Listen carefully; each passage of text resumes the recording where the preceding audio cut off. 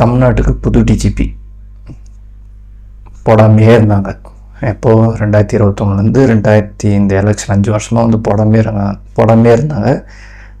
சும்மா ஒரு டெம்பரவரியாக போட்டு வச்சுருந்தாங்க. பட் இப்போது வந்து இன்னும் ஒரு 20 நாள் தான் ஆகுது.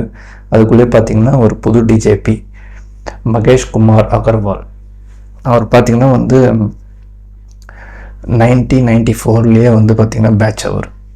ஸோ அவர் வந்து 4 லாங்குவேஜஸ் தெரியுன்ற மாதிரி சொல்கிறாங்க.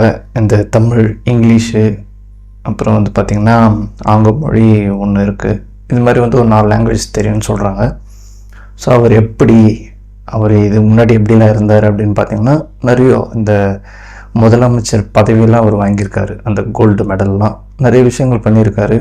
முக்கியமாக வந்து பார்த்திங்கன்னா சமூகத்தில் சட்ட ஒழுங்கு எப்படி இருக்கணும்னா அவர் வந்து ஸ்ட்ரிக்டாக இருப்பார். எந்த அரசியல் வரைக்கும் வந்து அடி பண்ண மாட்டார். அது மாதிரி வந்து அவருக்கு ஒரு நல்ல பேர் இருக்குது. ஸோ அதனால் பார்த்திங்கன்னா இனி வந்து நிரந்தர டிஜிபி தான் அவர் தமிழ்நாட்டில் போட்டாங்க. அப்புறம் இன்னொரு விஷயம் பார்த்திங்கன்னா, இந்த சிங்கப்பெண் அந்த படை பார்த்திங்கன்னா தள்ளி போயிட்டே இருக்குது. ஏன் போகுதுன்னு பார்த்திங்கன்னா டிஜிபி இல்லாதனால தான் அது போடல. ஸோ அவர் வந்து நியமிச்சிட்ட பிறகு 2 ஒன்றா சேர்த்து ஃபங்க்ஷன் வைக்கலாம் தான், அதனால தான் கேன்சல் பண்ணுது. பட் எங்கள் ஒரு சைடு உருட்டுற பக்கம் என்னென்னா, ஜெகதீஷ் அவர்கள் பார்த்திங்கன்னா வீட்டு கிரகப்பிரவேசம். ஸோ அதுக்காக தான் வந்து சிஎம் அவர்கள் பண்ணல. ஜெகதீஷ் வீட்டு போகிறதுக்கு தான் வந்து இந்த மீட்டிங்லாம் கேன்சல் பண்ணிட்டாரு.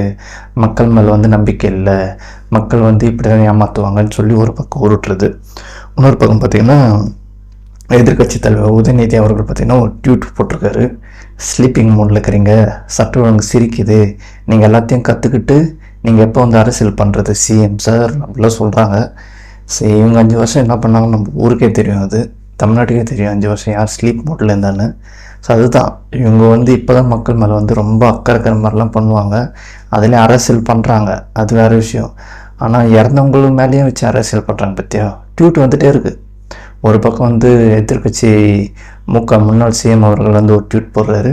இப்போ பார்த்தீங்கன்னா உதயநிதி அவர்கள் ட்வீட் போடுறாரு. அதாவது வந்து அஜித் சாரோட ஃபேன்ஸ்லாம் வந்து நம்ம பக்கம் யோசிக்கணுமா, அந்த மாதிரிலாம் ஒன்று பிம்பத்தை க்ரியேட் பண்ணுறாங்க. இதில் கூட அரசியல் பண்ணுற பழப்பு தான் இவங்க பழப்பு, அப்படி தான் நம்ம பார்க்கணும்.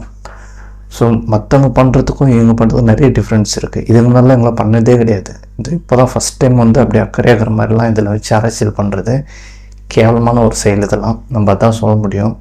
ஸோ இதுக்கப்புறம்லாம் பயங்கரமாக இருக்க போகுது. இன்னும் வெள்ளை அறிக்கைலாம் வந்துடும் இன்னும் கொஞ்ச நாளில். ஸோ அதுக்கான அப்டேட் வந்திருக்கு. வெள்ளை அறிக்கை வந்தால் தான் உங்கள் டப்பாலாம் டான்ஸ் ஆடும். அதை வெயிட் பண்ணி பாருங்கள். அது மட்டும் இல்லாத நாளை மறுநாள் திங்கட்கிழமை விஜய் சார் வந்து பார்த்திங்கன்னா திருச்சி போகிறார்.